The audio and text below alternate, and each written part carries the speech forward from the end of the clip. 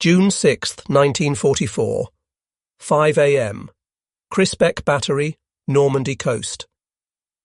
The binoculars trembled slightly as Oberleutnant Walter Ohmsen swept them across the horizon, recording in his mind an image that would haunt him for the rest of his life. Through the pre-dawn gloom, he witnessed something that contradicted every assurance from the High Command. The English Channel, that protective moat that had shielded the Third Reich's western flank, had transformed into a steel highway, an endless armada of vessels stretching from horizon to horizon, their dark silhouettes merging into one continuous mass of approaching doom.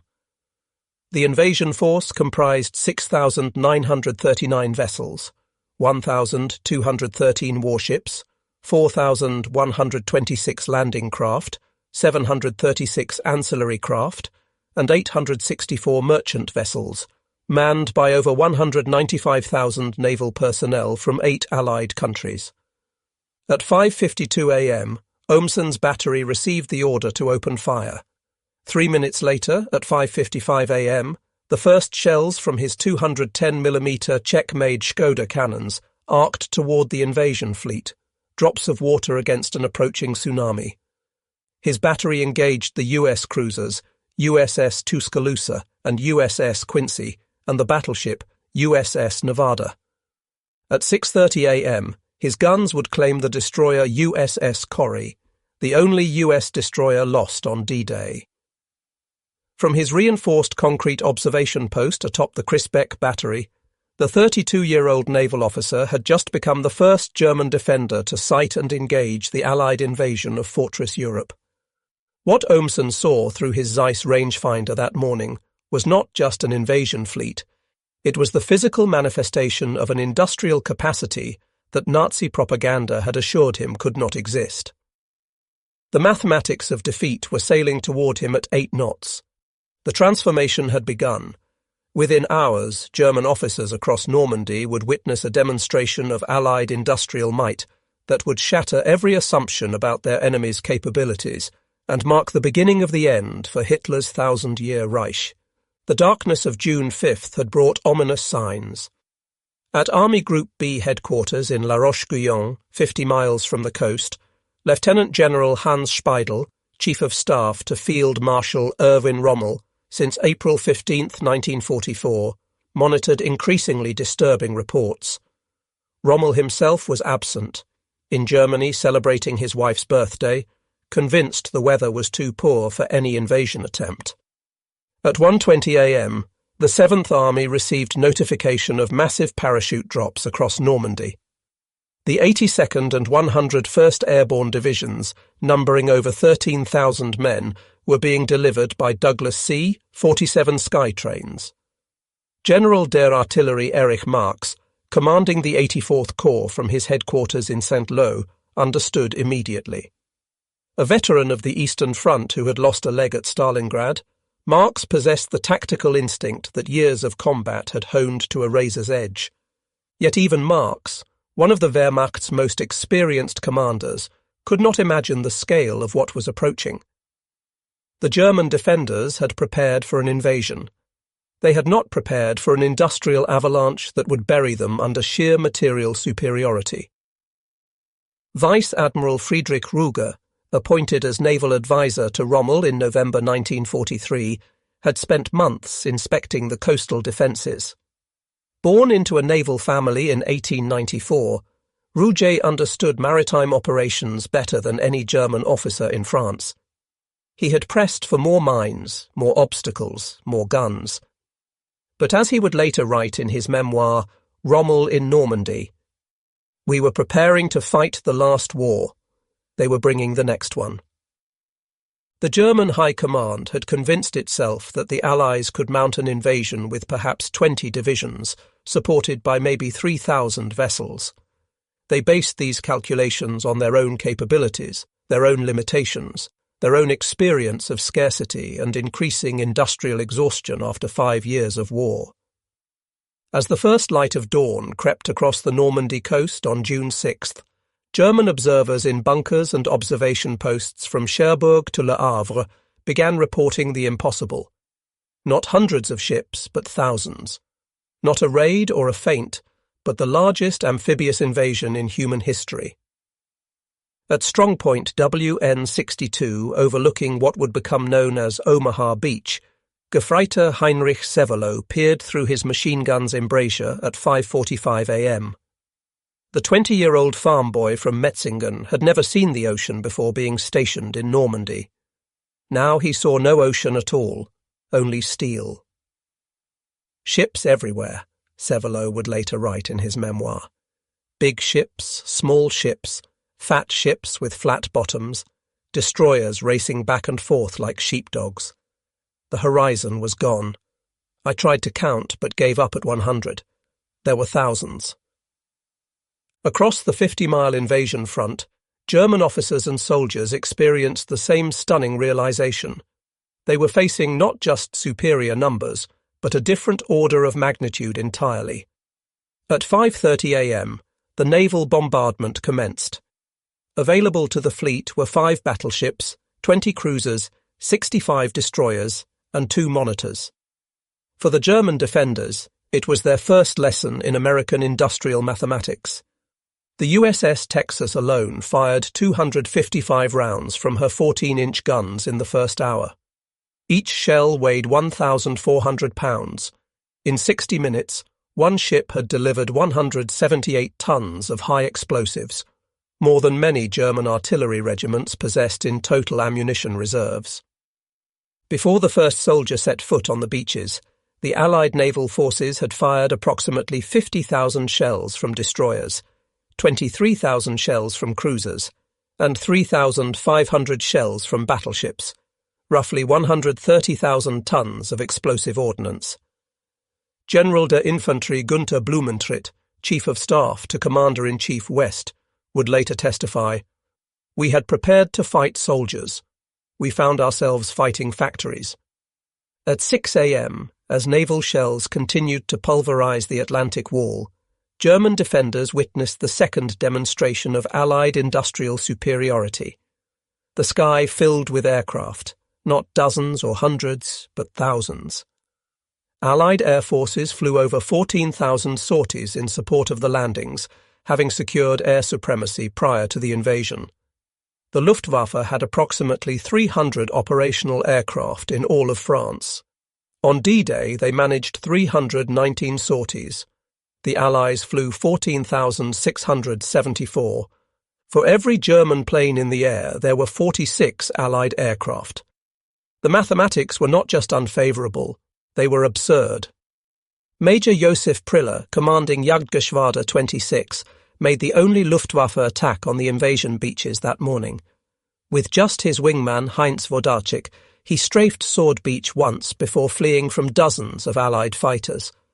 This famous incident, documented in multiple historical accounts, demonstrated the complete impotence of German air power.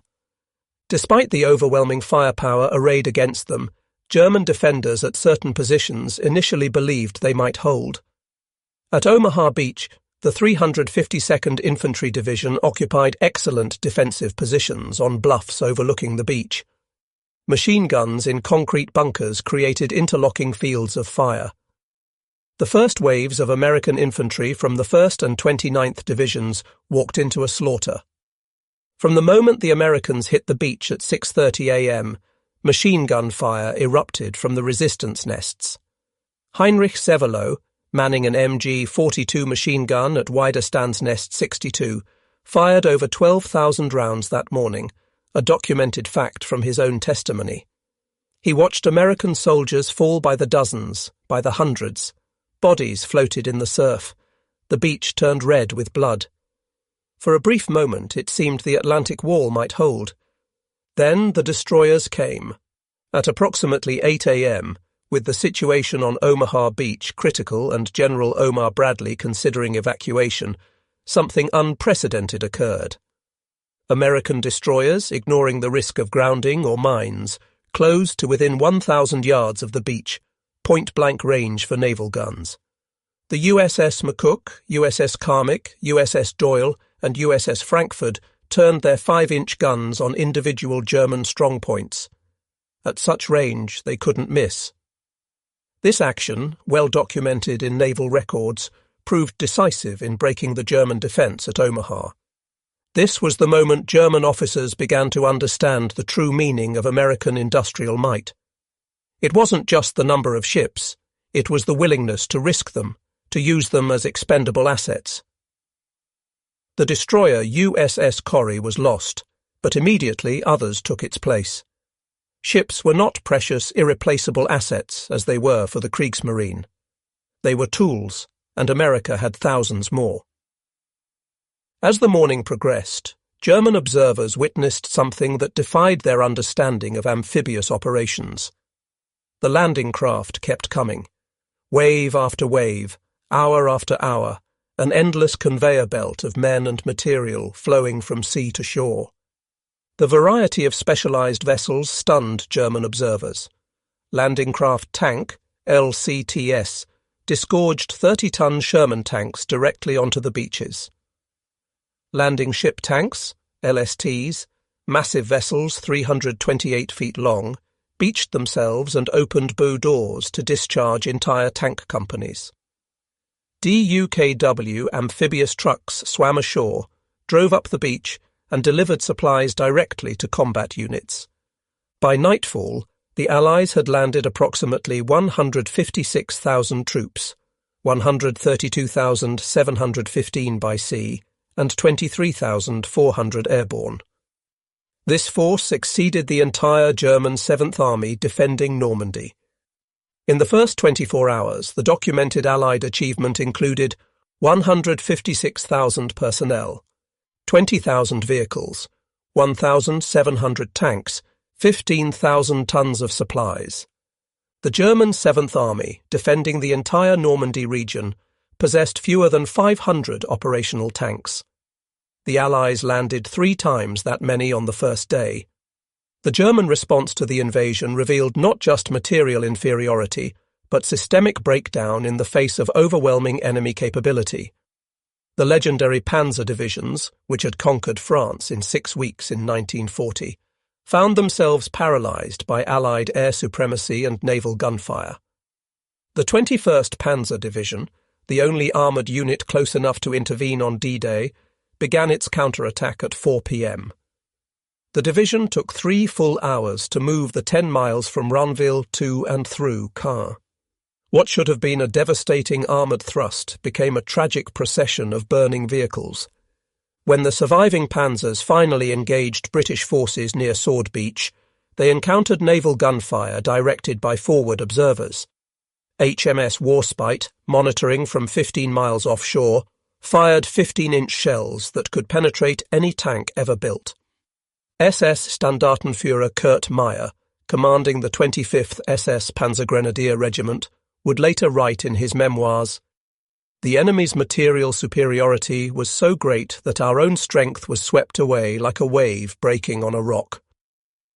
On June 7th, D-Day +1, German reconnaissance aircraft brought back photographs that senior officers initially refused to believe.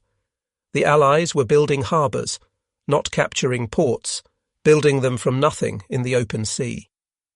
The Mulberry harbours represented industrial capability on a scale that challenged comprehension. Prefabricated in Britain, these artificial ports consisted of 600,000 tons of concrete, 33 jetties, 10 miles of floating roadways, 93 ships deliberately sunk as breakwaters. Within 2 weeks, the Mulberry harbours were handling 9,000 tons of supplies daily, more than many French ports. The Germans had spent 4 years building the Atlantic Wall to protect the ports. The Allies had simply eliminated the requirement for ports. Throughout June 1944, German commanders gradually realized the completeness of their intelligence failure. The elaborate deception of Operation Fortitude had convinced German intelligence that the Normandy landings were a feint.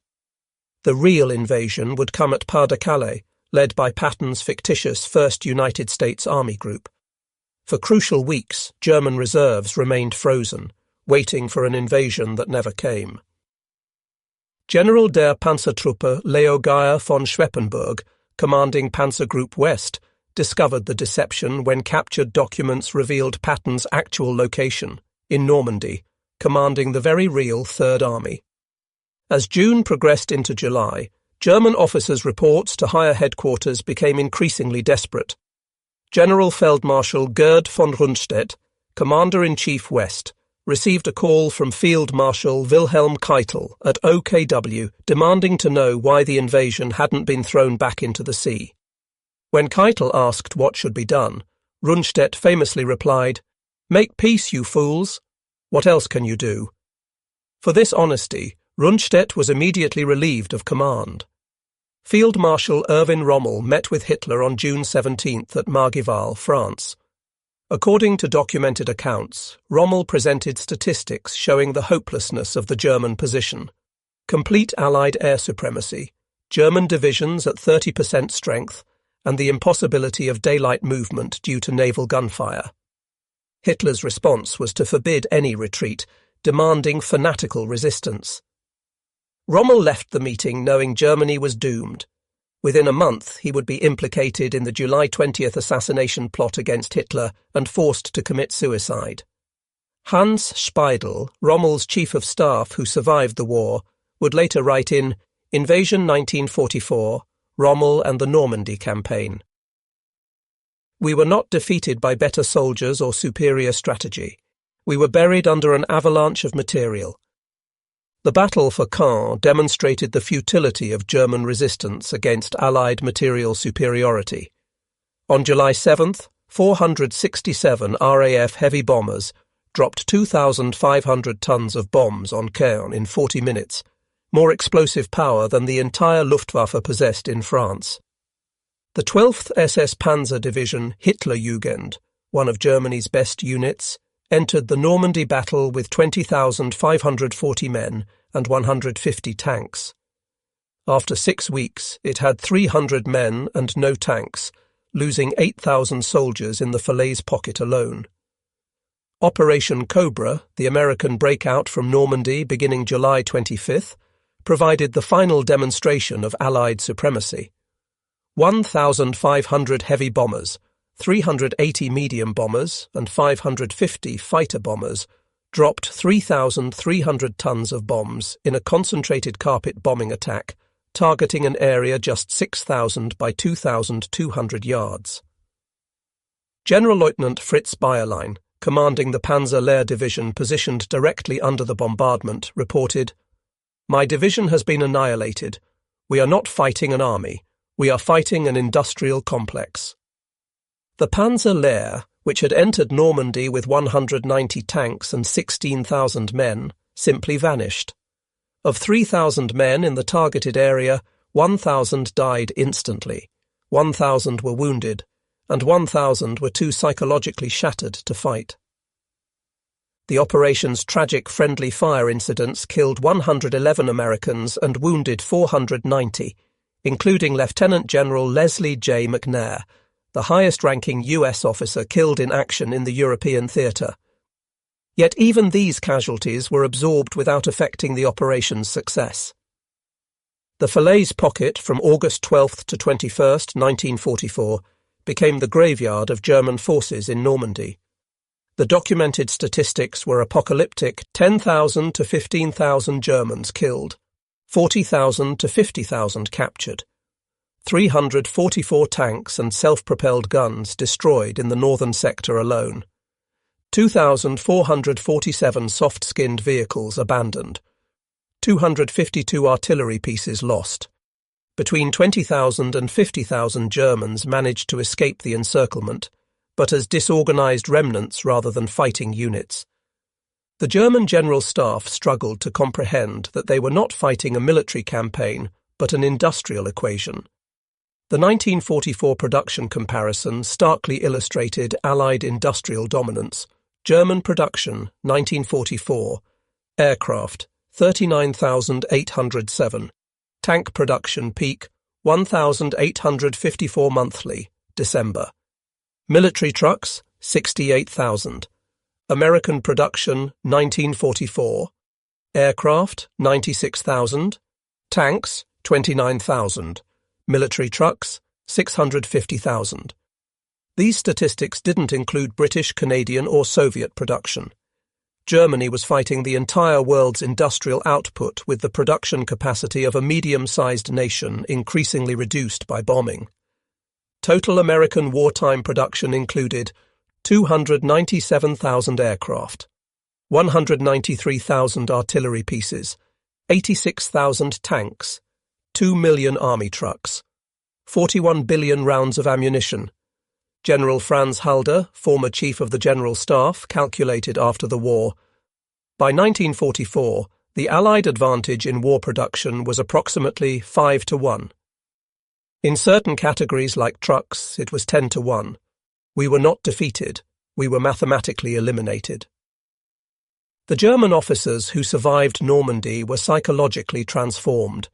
They had witnessed not just military defeat, but the complete invalidation of Nazi ideology about German superiority and American weakness.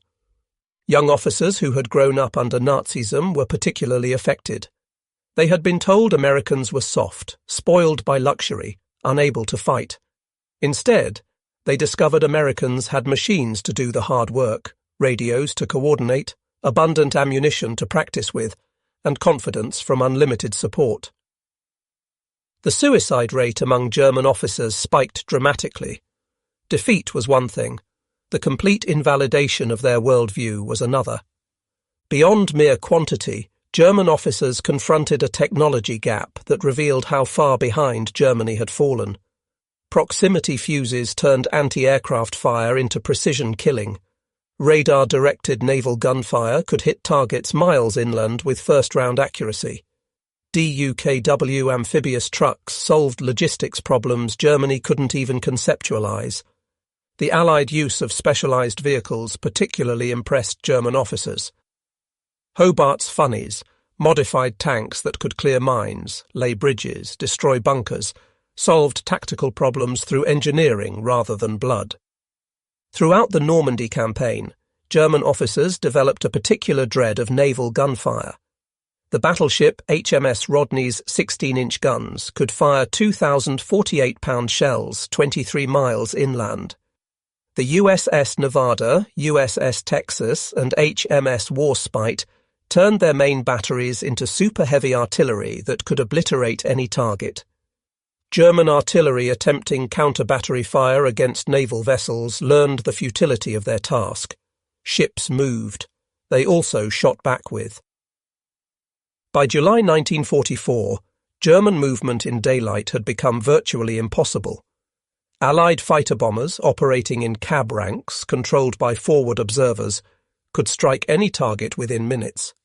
The statistics were overwhelming. Allied aircraft in theatre, 12,000 plus. German aircraft, 300 to 500. Allied sorties per day, 5,000 to 8,000. German sorties, 50 to 100 when possible. The final statistics from the Normandy campaign told the story of industrial warfare Allied achievement, June 6th to August 30th, 1944. Personnel landed, 2,052,299. Vehicles landed, 438,471. Supplies landed, 3,098,259 tons. Aircraft sorties, 480,000 plus. German losses in Normandy. Killed, 240,000. Captured, 200,000. Tanks, assault guns lost, 2,200. Divisions destroyed, 40 plus. In 1954, 10 years after D-Day, surviving German officers gathered in Bonn for a private symposium on the Normandy campaign. General der Infanterie Günther Blumentritt, who had served as Chief of Staff to both Rundstedt and Klug, delivered the keynote address. We learned in Normandy that war had changed fundamentally. It was no longer a contest of armies, but of economic systems. We counted divisions while they counted factories. We measured courage while they measured production. The image that haunts me still is the sight of American bulldozers pushing aside our destroyed tanks to clear roads for their supply trucks. The German officers who witnessed D-Day were permanently transformed. Hans Speidel became a NATO general, helping integrate West Germany into the Western Alliance. Many Normandy veterans became advocates for European economic integration, understanding that only by pooling resources could European nations hope to match American industrial capacity.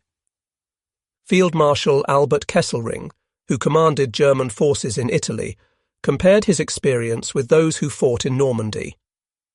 In Italy, we could fight the Allies on relatively equal terms.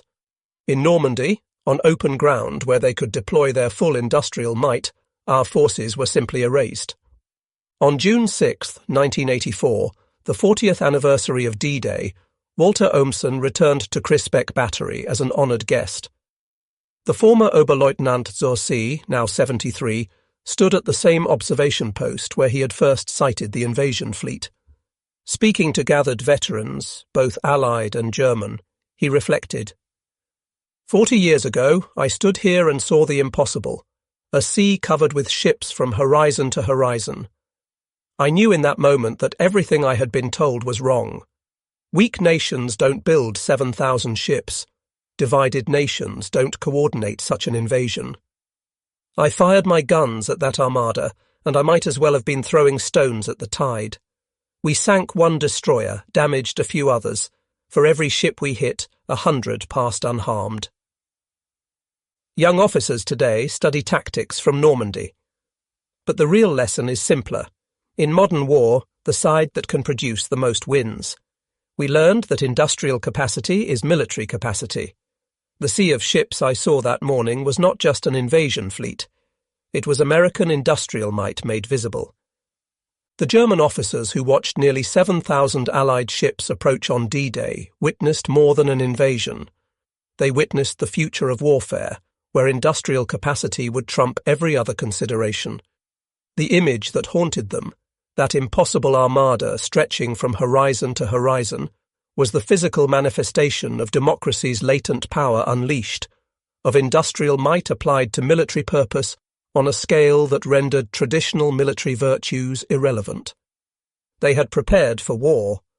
They met instead the full industrial capacity of the United States. The German officers who watched those ships knew in that moment of terrible clarity that they were witnessing the end of war as they understood it and the birth of something new.